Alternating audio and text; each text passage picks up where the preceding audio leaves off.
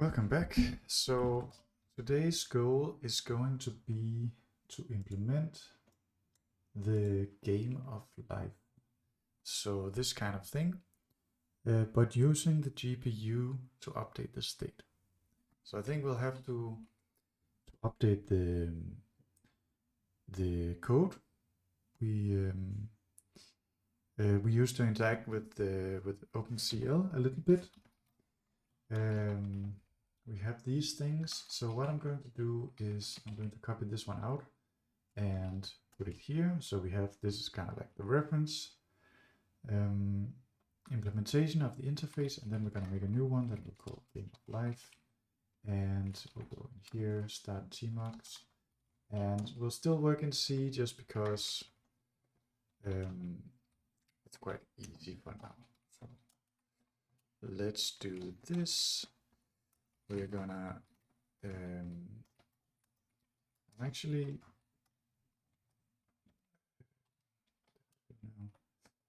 so I am actually going to reference the other run file just because there's no reason to rewrite that. So we have this thing that can run some files. It's actually no real reason not to reuse this, except that now we want to include from over here. And I think that is almost correct. We also want to include, let's say, Raylib include path. And that's going to be external Raylib, and I think it is source. And then we also need to link, which is actually here. And then we'll include path and the linking path. So I want to use Raylib so we can actually like see what's happening, and we can update it several times and not have to like save an image and load image and so on. So let's try to make a basic Raylib application just to check that everything is working. You can also include ECCL just to verify that that is working. Then here we go. New window, 800, 800, game of life with OpenCL. Close the window. And let's get rid of Copilot. Actually, probably just for this stuff, it's nice to have. So Windows should close. Do this. And let's try to run that. Okay, so we cannot run it yet because we have to make it executable. Now we can run it. So what's it saying? We're not really, are we using printf in ECCL maybe? Yeah, we are. So this one has to actually include stdio as well. And undefined reference to begin drawing and that stuff. So that is probably because the linking path is wrong. So let's go ahead and check that out. So I think we have libraylib here, so that should be all right. And we do get the include file. It's because we probably need to add all those linking things. Okay, so save that and now run it, and there we go. So I don't like that background. Let's make another background that is like 1818. So here we go. You know what, let's make this 81. Okay, so now we have the basic Raylib. Now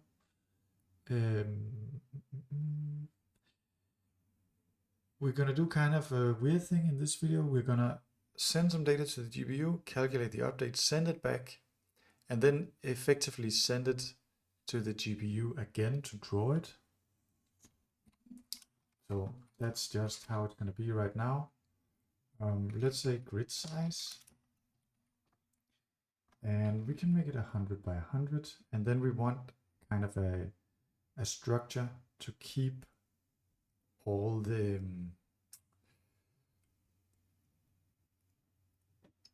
state. So I guess we can do it like this. It is grid size times grid size, an array of cells, and then what we can do is we can loop through that.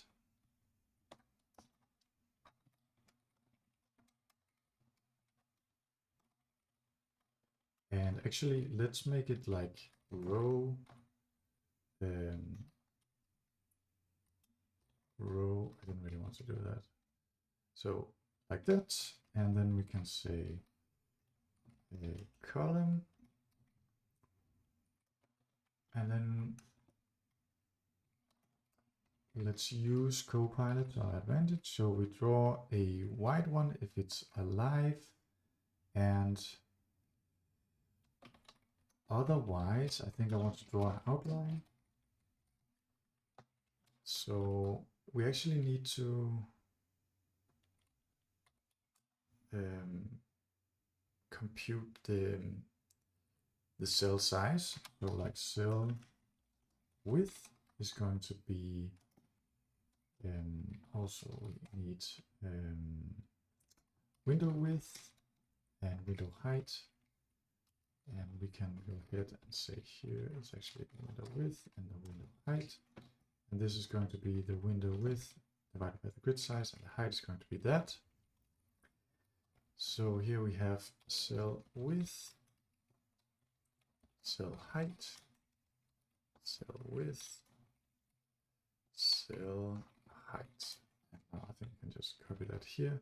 And what I want to do is draw rectangle lines. So let's actually also get Raylib's header file here, because I forget what exactly the arguments are to draw lines. Okay, it's just the same, but the color should be like fully black. And let's see if that works. It doesn't really work. Okay, so it also has a segfault. So that's very interesting. It's because of this thing. So it shouldn't be like that. Okay. So now it's working. There's no segfault or anything. And you can see we have the cells here. Let's actually make the background a slightly different color, like this. Then it should be a little bit more clear. And we can go ahead and say, just for testing purposes, let's make it 20 by 20 and get rid of that one. Okay, so this is our grid. And instead of white, let's say gray white. It's a little bit less extreme. And what we can do is we can say cells at row 10. Yeah, kind of in the middle. It's gonna be white. Okay. Let's do a couple of those. Maybe like this. Okay, so that's kind of something like that. Okay, so now we have kind of a little cross there. So what do we need to do? We need to calculate the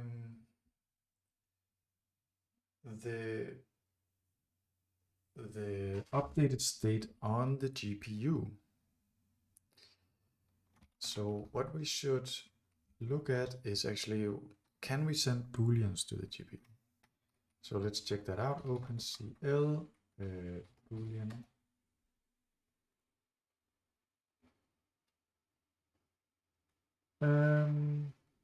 You should avoid it. Okay, so we're gonna avoid it. Let's make just an update thing here. And do we need like the return type?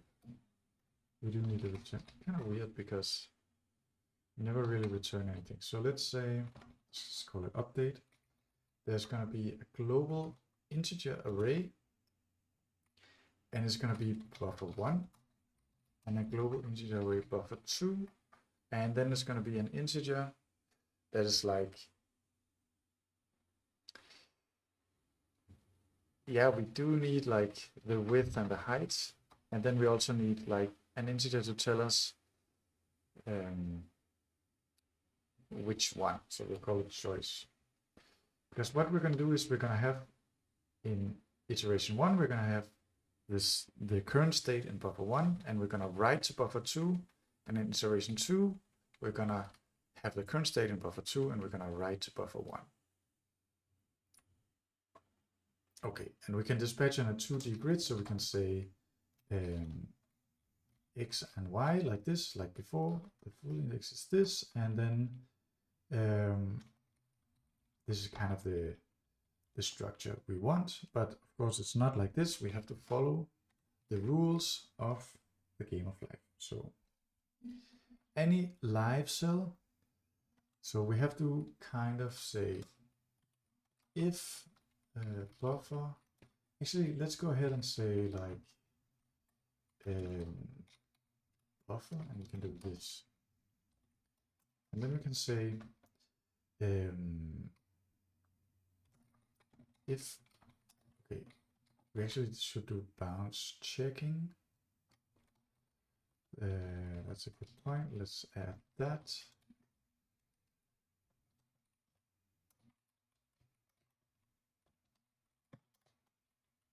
But now, if the current buffer is alive, we do one thing, and otherwise we do another thing. So this is a live branch, and this is the dead branch. Let's delete this, and this one we can say target, and it's going to be buffer 2 and buffer 1. Okay, so if we are alive, then we have to say count the we have to count the neighbors, and I guess we kind of have to do that anyway.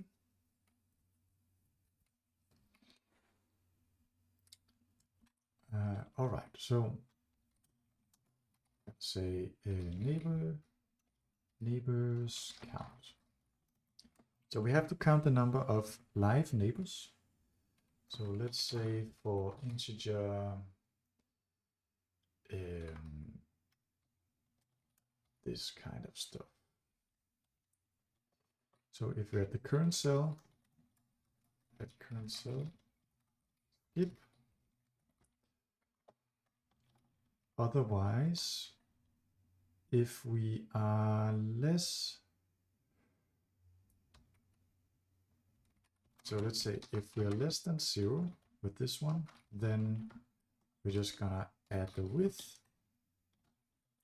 and the same thing with the y in the other direction. So we're gonna do these things.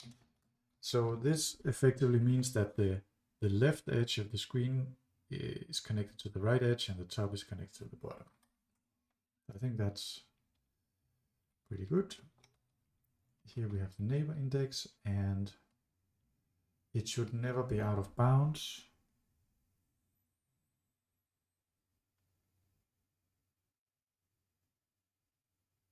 So I think that is okay.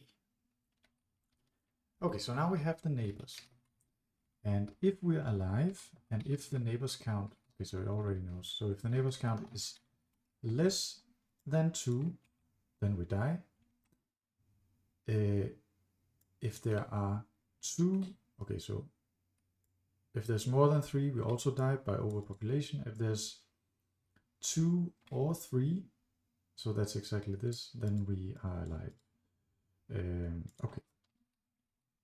And Copilot can probably do this one too. So any dead cell with exactly 3 are alive, otherwise it's just stays dead. Okay. So now this is the kernel, and now we have to try to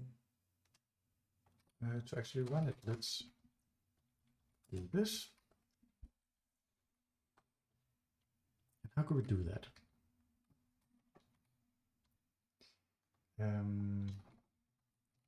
Now I have to remember how exactly we did this. So let's say is key pressed and key run. R for run. We're basically gonna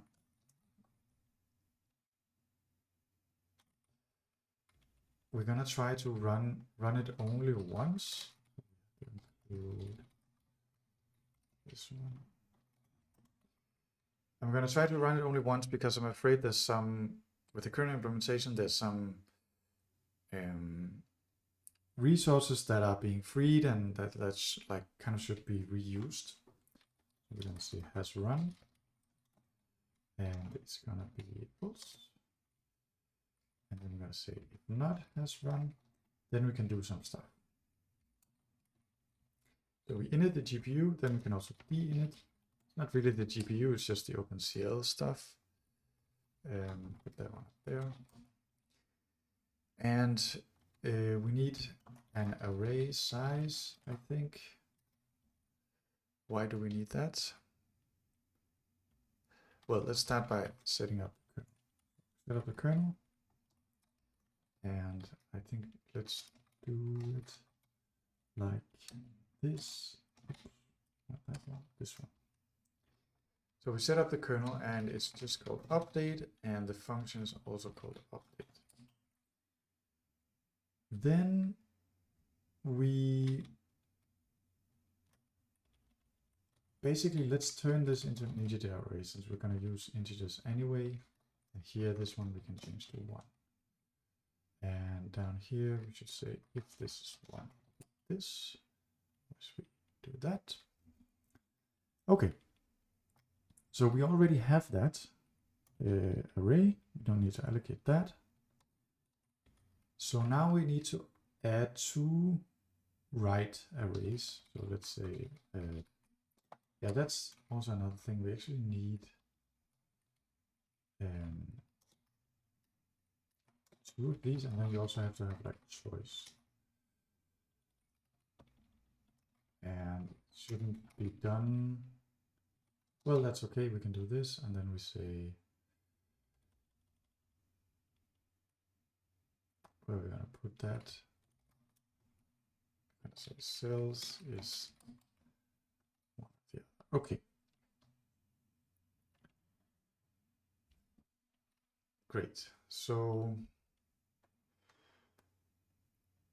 let's make the 2 buffers. So we add an integer buffer argument that is writable to the kernel like that, and we add another one like that. Then we need the arguments. The width and the height are right now the same. Actually, this one has to be 1, and this one has to be 2 and 3. The width and height are both grid size. So grid size. And finally, we need to add the choice argument. So it's going to be choice. Then we can run kernel 2d int kernel. We run it, yeah, we will run it in 2D. And already here we have a problem because we want, well, maybe not, because we only want one output, kind of. think we actually only need to get one output out. So let's see how this works. Yeah, so it just reads that one. So for now, it's actually okay to just use this interface. So let's go ahead and say, let's go ahead and why? Kind of confused about how it works. So we also need this CPU result, don't we?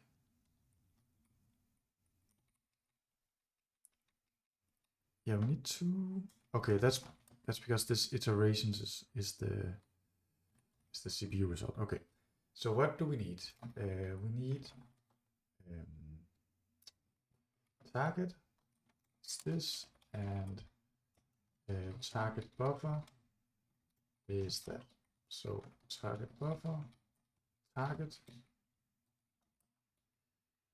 and then we should say choice plus equals 1, or rather, let's say choice is choice plus 1, 2. Then it should work in general when we fix it later. Okay, let's just try it now, and let's say run it once, and nothing happened, which is always great. So let's say running updates, and update done. We should probably do it out here just so we can see if there's any error messages. Update done. Nothing changed. Is that because I accidentally made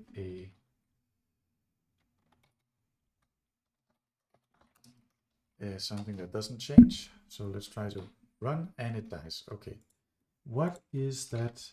There's like some kind of structure you can make that is self-repeating, like this one. It's a bit hard to see because it's moving. See that one? Well, let's put that one down, because it's 3 down, 1 in the middle, 1 at the bottom on the right.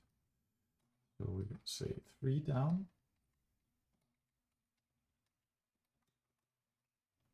1 in the middle, but over there, and 1 in the bottom, but so let's see. That is the same structure. Now we can run it, and we can update it. Run, and it changes. Great. Now let's check if we can actually run it multiple times. So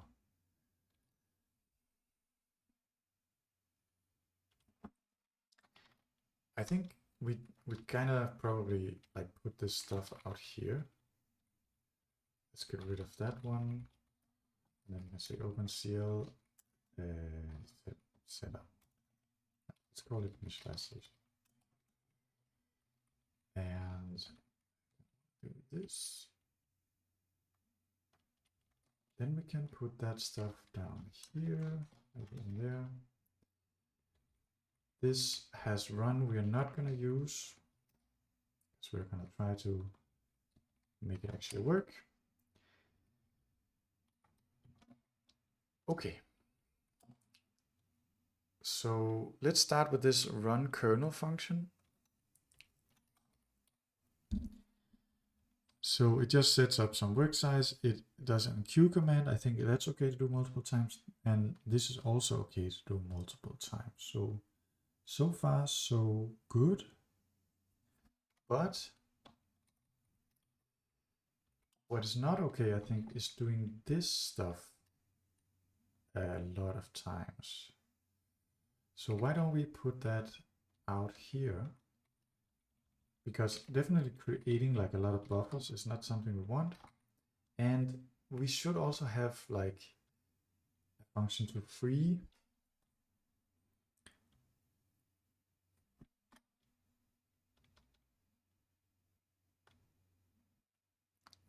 the buffer, just in case.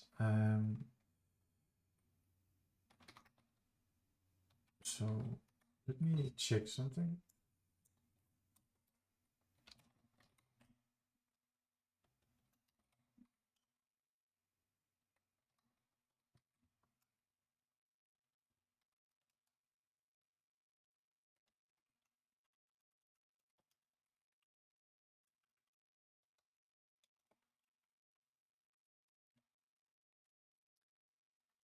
Okay, so user include CL.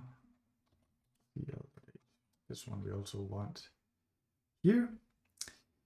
And which function are we calling when we make a buffer? We're calling create buffer. So create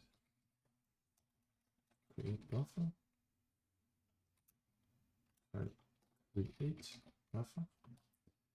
And there should also be like release. Is it called release buffer? Free buffer. Okay, I'm sure we did something in the first one. So we had a lot of stuff here as well.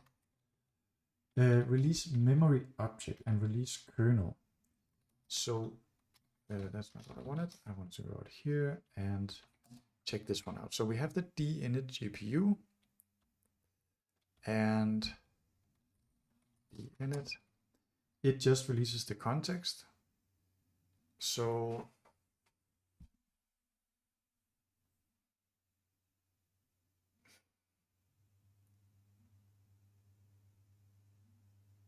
really we should call all of this stuff, even the queue. Like why are we not doing that here?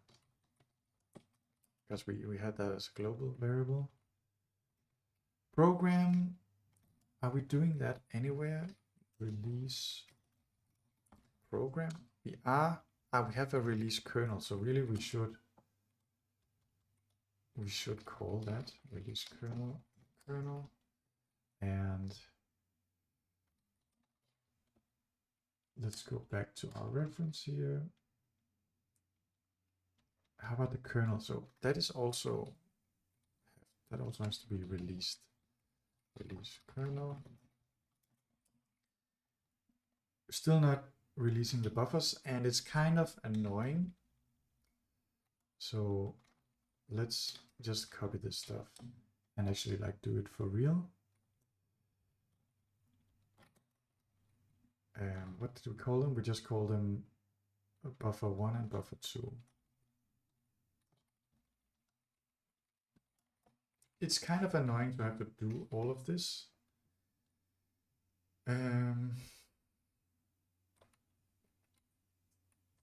Maybe this is something where like Rust would be nice with the drop semantics, because then you go out of scope, you call the drop function, and it just calls this stuff immediately.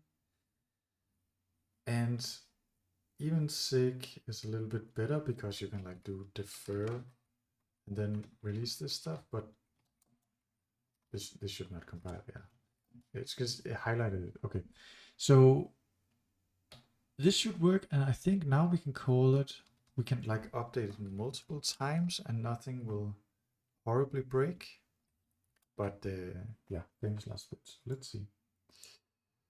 Once, twice, and it's just going back and forth, which doesn't seem right. Right, because if we looked at the example, it was like doing a bunch of stuff. So that's definitely not right. Let's go ahead and check out the kernel again.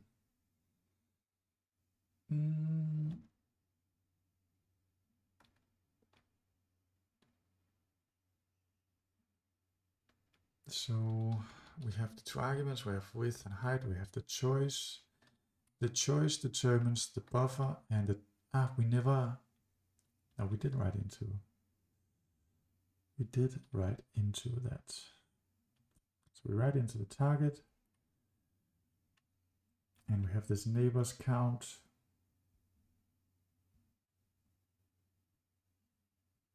Which should be okay.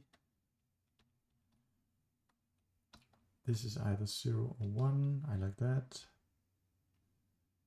And I mean, it looks correct, and it is doing something just in the first step.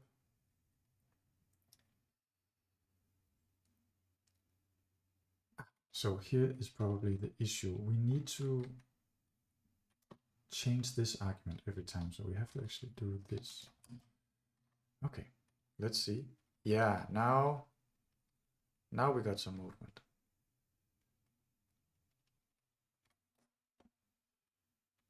And let's get rid of these.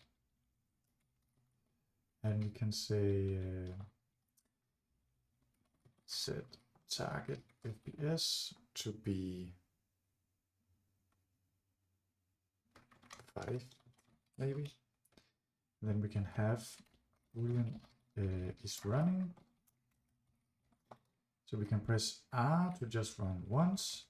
And otherwise, if it is running, or let's actually say if is running, or we press R, we do this. And if we press space, it's kind of okay. We can set it running. So I can press space, and that didn't work. Why didn't that work?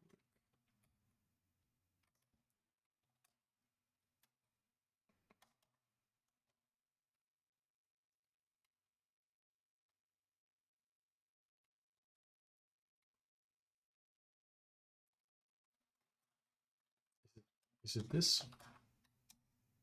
Yeah, so it just didn't really. So let's do something. Let's say we kind of want to have some like animation control. So is it running first thing? And then we want to say like delta time. It's going to be, let's say 1 second between each iterations. And let's call it animation time. And then we have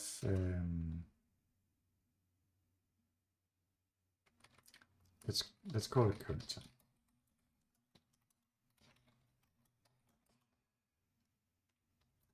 And then we actually need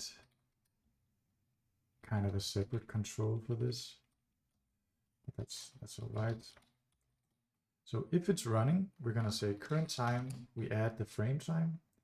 And then if current time is greater than the animation time, then we actually run an update. And we also reset the current time. So let's try that. I press space, and every second it does a little update. It's very slow, so why don't we say every 100 milliseconds? Now it's a little bit more interesting to look at. And remember, this is running fully on the GPU. We didn't really get as much stuff happening as this one, but it's also a bigger grid. So what's this button? Ah, okay. Let's try to make it bigger. Why not? So now we have a huge grid, and there's something up there. We can set it running. And it is basically the same speed, I think. Why don't we, here we're gonna draw FPS.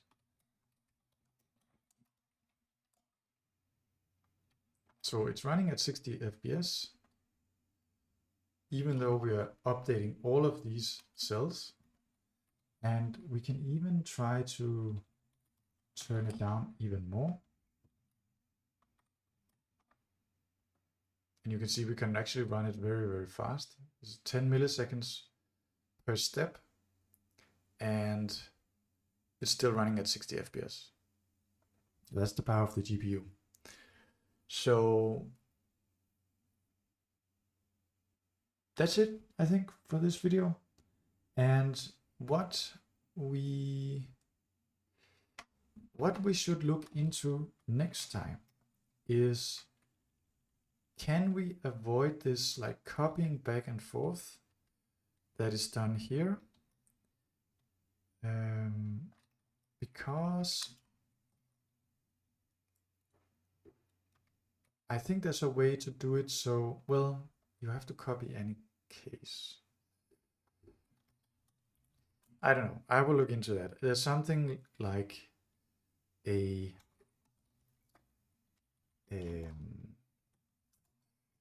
mapped buffer. Do mapped buffer. And something that we might also look into is kind of like interrupt between OpenCL and OpenCL. I'm not super interested in this because I'm really trying to learn about parallel systems, not so much about visualization of parallel systems. So if the visualization part is not super optimized, it's okay. Yeah, but that's it for now. And in the next video, we are what are we going to look at in the next video? That's a good question. I don't know yet, but I will find some kind of interesting interesting system that we can simulate, and yeah, until then, bye bye.